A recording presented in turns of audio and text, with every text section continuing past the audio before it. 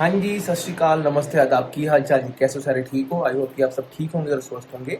And welcome to new vlog. ये vlog है जी लद्दाख की ट्रिप के बारे में। तो मैं लद्दाख ट्रैवल कर रहा हूँ आज, और आज डेट है 18 जुलाई, और मेरी फ़्लाइट है सुबह 4:50 पे। अभी रात के 12:30 हुए हैं। क्योंकि मैं दिल्ली से थोड़ा दूर ठहरा हुआ हूँ, तो दिल्ली जाने तक मेरे को कम से कम 1 डेढ़ घंटा लग जाएगा। तो हमने कैब बुलाई हुई है अराउंड 1 बजे। 1 बजे कैब आएगी। हम 2 बजे तक मान के चल रहे हैं कि हम पहुँच जाएंगे एयरपोर्ट, और वहाँ से फिर 2 घंटे लग जाते हैं सिक्योरिटी चेक इन वगैरह कराने में। उसके बाद फिर हम फ़्लाइट पकड़ के लद्दाख, और फिर वहाँ से आपका जो व्लॉग है कंटिन्यू करेंगे। तो चलिए शुरू करते हैं। हम आ चुके हैं मेरे अपार्टमेंट्स के बाहर यहाँ पर, और कैब वाले भाई साहब का फ़ोन आ गया थोड़ी देर में कि वो आ रहे हैं हमको पिकअप करने 5-10 मिनट में। तो मैंने कहा बाहर ही आ जाता, नहीं तो अंदर आएंगे, फिर वो सिक्योरिटी वाले उनको पूछेंगे कहाँ जा रहे हो इतनी रात को, तो हम बाहर ही आ गए। तो चलिए बाकी जब वो आते तो कंटिन्यू करते हैं। एयरपोर्ट पे आ गए हैं, और चेक इन भी हो गया हमारा, सिक्योरिटी भी हो गई है। चेक इन लगेज जमा कराने में 10 मिनट भी नहीं लगे, काफ़ी फास्ट प्रोसेस था। और सिक्योरिटी में 10 मिनट लगे। अब आ गए यहाँ पर। टाइम तो काफ़ी है अभी फ़्लाइट के लिए। अभी 2 बजे और 4:30 बजे की फ़्लाइट है, तो हमको वेट करना पड़ेगा अभी 2 घंटे अप्रॉक्सीमेट। पर बेटर है हम जल्दी आ गए, लेट के चक्कर में कई बार सारा कुछ गलत हो जाता है। क्योंकि उनकी एडवाइस आई थी मेरे को कि अगर डोमेस्टिक फ़्लाइट है 3 घंटे पहले, और इंटरनेशनल है तो 5 घंटे पहले आओ। तो हम तो टाइम पे ही आए हैं अपना। चलो वेट करते हैं, फिर बाकी बताते हैं आपको। Thank you.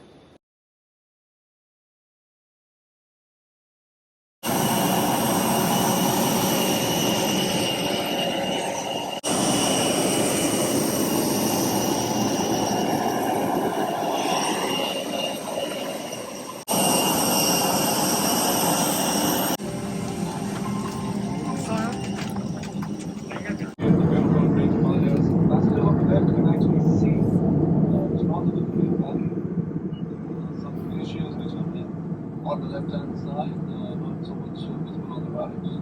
We're continuing our course now towards Kamso, right, saltwater lake. And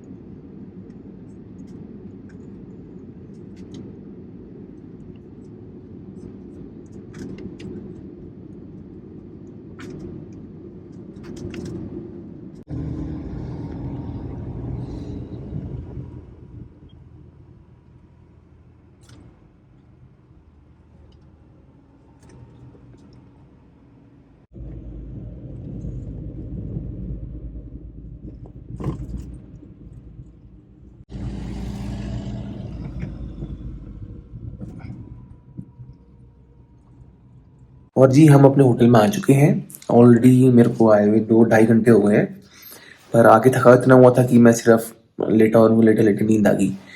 तो कुछ ज़रूरी बातें ये हैं कि फ़्लाइट से जो लोग आ रहे हैं, उनको पहले दिन ये एडवाइस है कि वो एकदम से घूमने फिरने ना निकल जाए। उनको एक दिन कम से कम रेस्ट लेना चाहिए, क्योंकि यहाँ पे ऑक्सीजन लेवल्स काफ़ी लो है। तो अगर आप टायर्ड रहेंगे तो आपको थोड़ा मुश्किल होगा।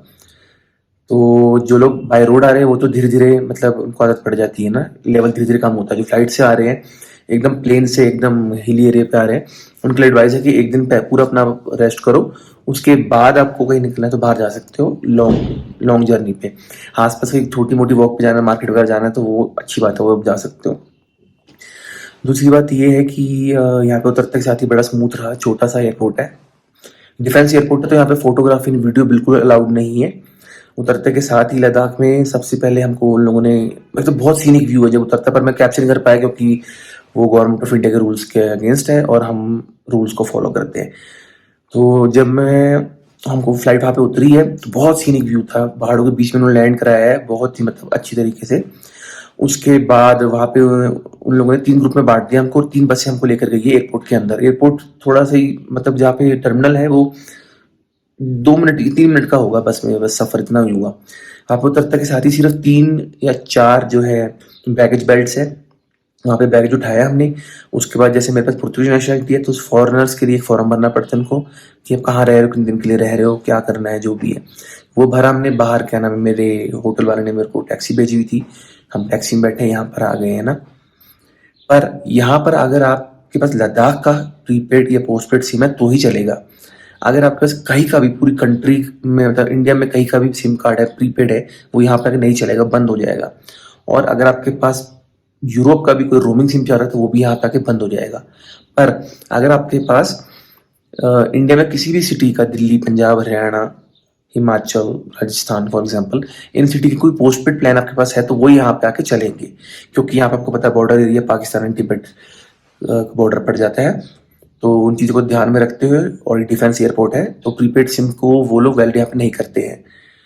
बाकी होटल में वाईफाई मिलेगा आपको, होटल में वाईफाई कर सकते हो।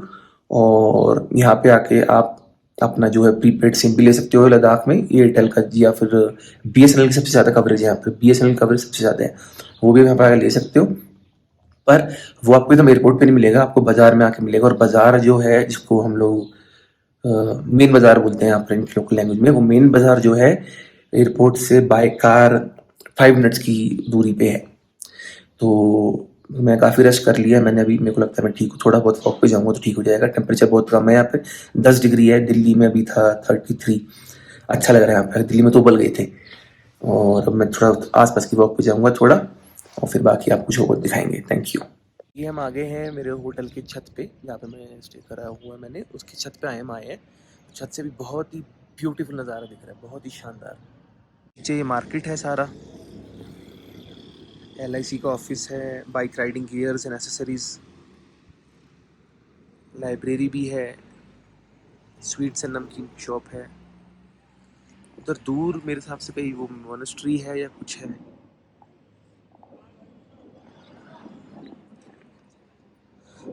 और वहाँ दूर माउंटेन्स का नज़ारा तो दिख ही रहा होगा आपको, खूबसूरत।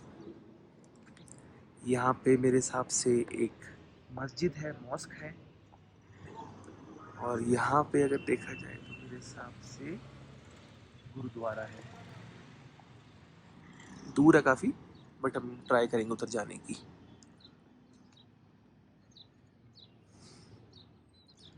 इधर भी ऊपर एक मोनेस्ट्री दिख रही है, देखिए तो छोटी सी।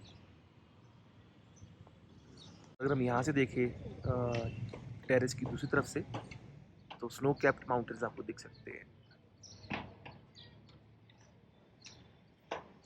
जो कि फ्लाइट में दिखे थे हमको, फ्लाइट में भी यही दिखे थे सेम, तो ये दिख रहे हैं हमको यहाँ से, द ग्रेट हिमालयस।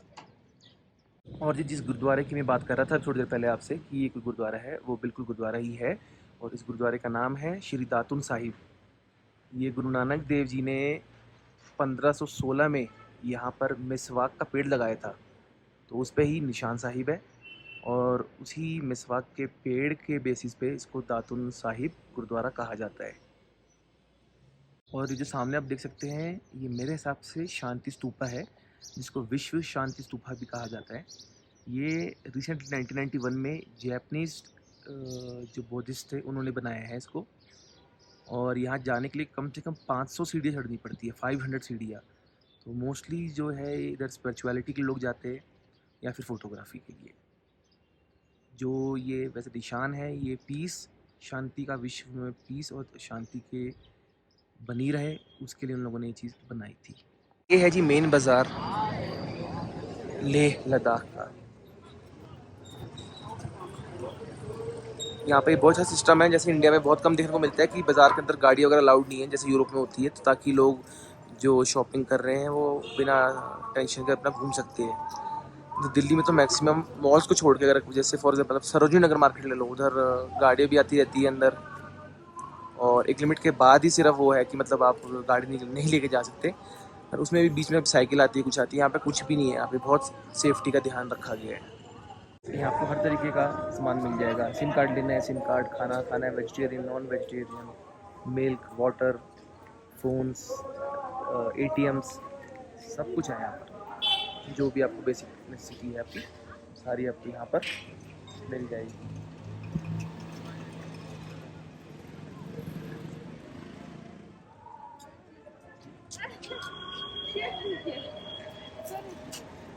और ख़ासकर ये ज्वेलरी मार्केट है, तिब्बतन मार्केट जो भी होती है, उसमें और मार्केटों से बहुत कंपेयर करके, मतलब कंपेयर करा जाए तो बहुत अच्छे उसमें वो मिलते हैं।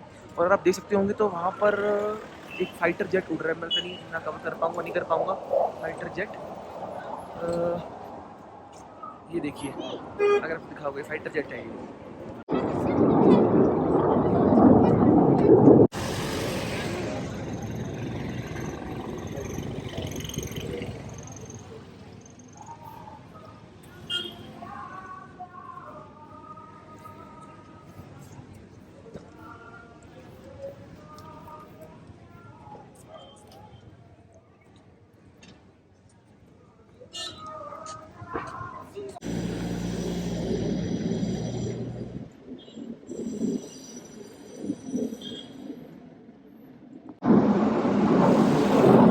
यहाँ की गाय भी कितनी अजीब है ना, अलग सी है थोड़ी।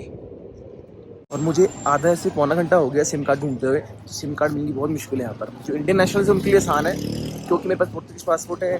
तो वो लोग कह रहे हैं कि नहीं, आपको जियो नहीं मिलेगा, आपको एयरटेल मिलेगा। पर जियो में बेनिफिट ज़्यादा है, 1.5 GB पर डे मिलता है। और एयरटेल के लिए आपको एयरटेल के मेन ऑफिस जाना पड़ेगा। तो अभी वो ढूंढ रहे हैं कहाँ पर मिलेगा एयरटेल का। उन्होंने बताया 2-3 जगह पर मैं गया हूँ, कहीं पर सिम खत्म हो रखी है, कहीं पर वो कह रहे हैं हम सिम कार्ड भेजते नहीं है, कहीं पर वो लोग कह रहे हैं वेरिफिकेशन चाहिए।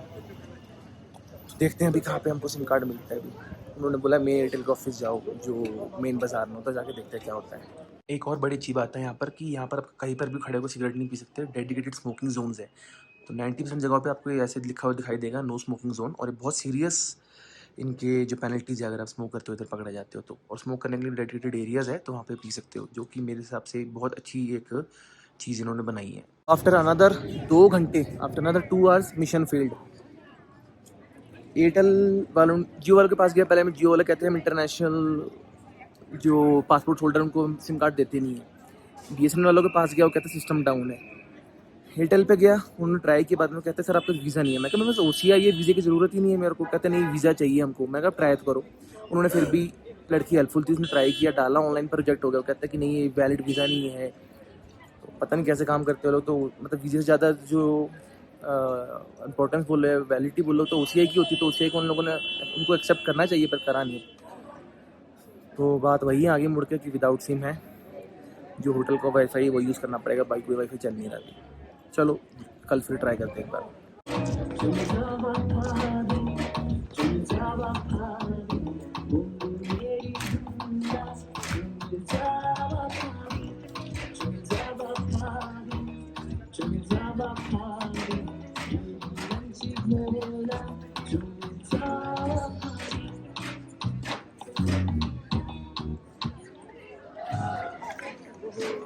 ये नज़ारा है बाज़ार का रात के टाइम पे ना। इस टाइम पर 8 बज रहे, और आप देख सकते हो बहुत ज़्यादा भीड़ है यहाँ पर।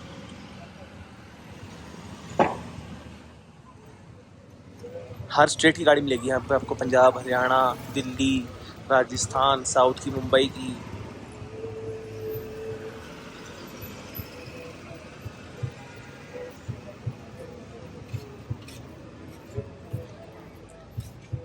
पर जो मोस्टली होंगी वो होंगी JNK की, या फिर उसके बाद होंगी LA की। LA मतलब आई थिंक लद्दाख के लिए बोलता होगा LA ना।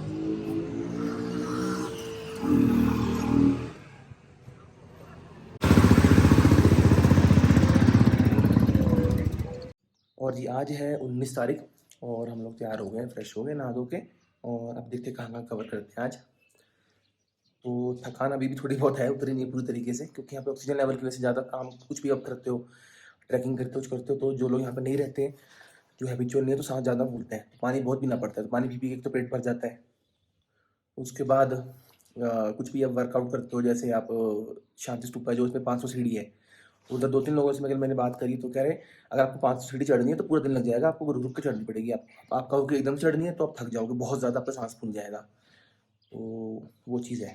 बाकी चलो आप देखते हैं क्या क्या करते हैं हम लोग, और आपको बनाएंगे फिर सारा कुछ। Okay, thank you. और ये मेरे होटल से नीचे उतरते के साथ ही रेस्टोरेंट है, बहुत अच्छा रेस्टोरेंट है, और बहुत ही मतलब इनके जो प्राइसेस है बिल्कुल ज़्यादा नहीं, एकदम बजट में। तो अभी आकर हमने इंडियन ब्रेकफास्ट ऑर्डर किया है, आलू का परोठा, दही और मसाला चाय।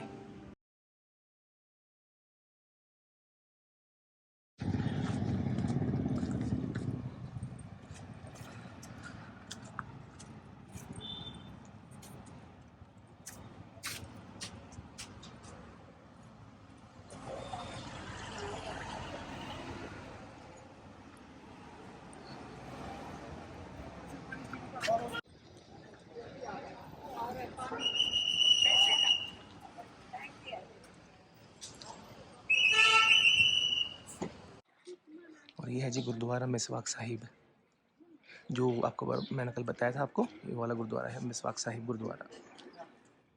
और यहाँ से एंट्री है जी इसकी, और वीडियो पॉज करके मैं आपको दिखा देता हूँ, आप लोग उसको पढ़ भी सकते हो, वीडियो पढ़ना चाहो आप तो वीडियो पॉज करके इसको पढ़ भी सकते हो आप, क्या लिखा हुआ इसमें डिटेल में, ठीक है जी।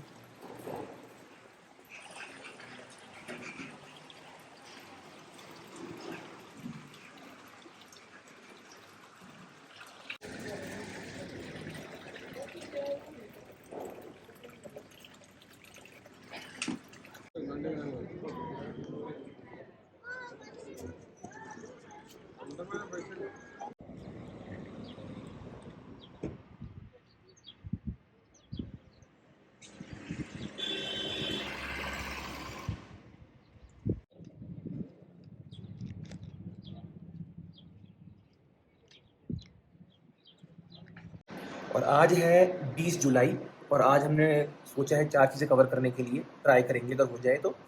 पहला मैग्नेटिक हिल, दूसरा गुरुद्वारा पत्थर साहिब, तीसरा हॉल ऑफ फेम, और चौथा संगम। देखते हैं अगर आज ट्राई करके चारों अगर हम कवर कर पाएँ तो बने रहिए साथ में, आपको दिखाते हैं। Thank you.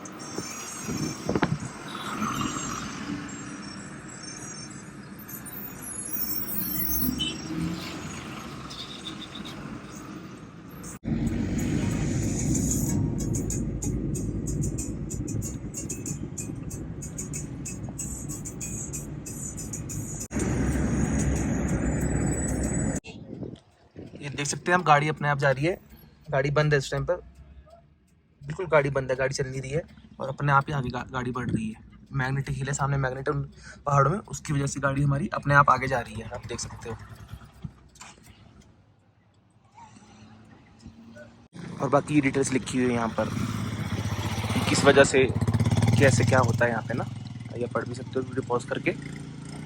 बहुत ही सीनिक ब्यूटी है यहाँ पर, बहुत ही सीनिक ब्यूटी है, और बहुत स्ट्रेंज फिनोमिना है कि मतलब वो जो सामने पहाड़ है उनमें मैग्नेट है, तो गाड़ी यहाँ पे अगर न्यूट्रल करके छोड़ दोगे, आप देख सकते हैं कि ऊंचाई उस तरफ ज़्यादा है, बल्कि तो उल्टी तरफ वो गाड़ी चढ़ती है आपकी।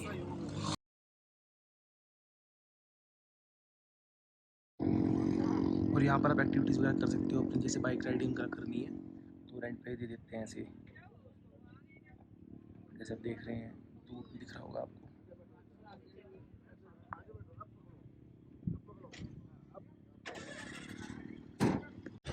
और ये आ गए जी हम संगम पे। ये दो नदियों का संगम, जिस जैसे नाम आपको सुनने में पता लगी होगा आपको।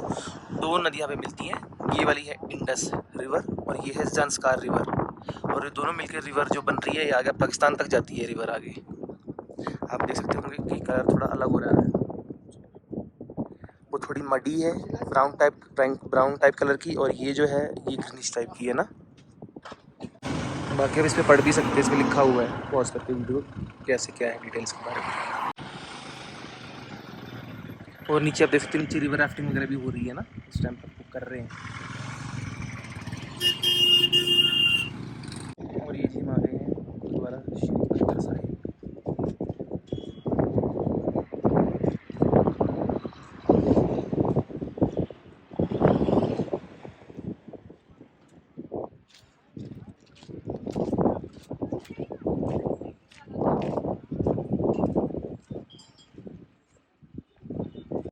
ये जो गुरुद्वारा श्री पत्थर साहिब जी है, इसके पीछे जो हिस्ट्री है वो ये है कि गुरु नानक देव जी इस स्थान पे बैठ के अपनी तपस्या कर रहे थे। तो पहाड़ के उस तरफ से एक राक्षस था, उसने बहुत बड़ा पत्थर फेंका गुरु नानक देव जी को मारने के लिए। तो जब तक पत्थर वो गुरु नानक देव जी तक पहुंचा, वो मोंगा बन गया पत्थर। पत्थर मोंगा बन गया और गुरु नानक जी की पीछे आधा हिस्सा जो है वो उसके अंदर घुस गया। और उस तरफ से उसको राक्षस को ये दिखाई दिया कि गुरु नानक देव उसके अंदर मर गए। वो बहुत खुश हुआ, वो नीचे आया देखने के लिए। जब उसने देखा कि गुरु नानक देव जी तो जिंदा है, वो गुस्सा हुआ, उसने लात मारी जोर की पत्थर पे, उसका पैर भी पत्थर के अंदर धंस गया।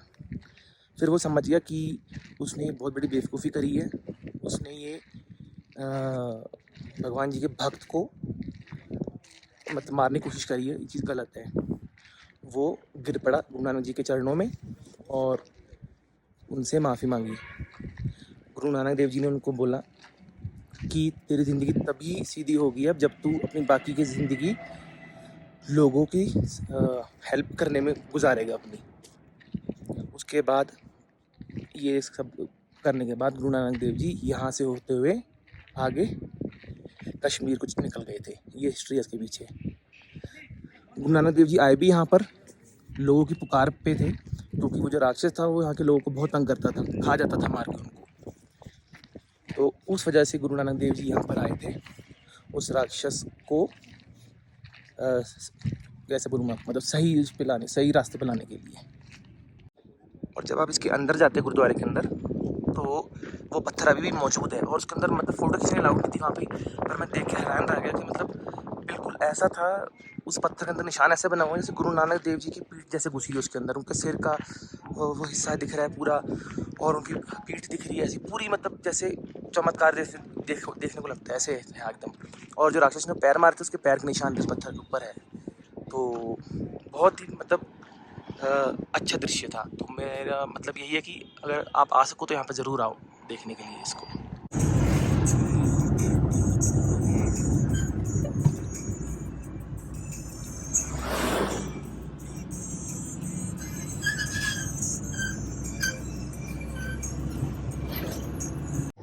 और ये है सारा जी हॉल ऑफ फेम, जो कि सोल्जर्स की रिस्पेक्ट करते हुए बनाया गया है और मार्टियर्स की। काफ़ी अच्छे अंदर से, पर कई जगहों पे फोटोग्राफी वीडियोग्राफी अलाउड नहीं है। कई पार्ट्स में तो मैंने नहीं वीडियोग्राफी ज़्यादा करी ना। बाकी ये भी बहुत अच्छी जगह है आने के लिए, अगर लद्दाख आएँ तो इधर ज़रूर आएँ।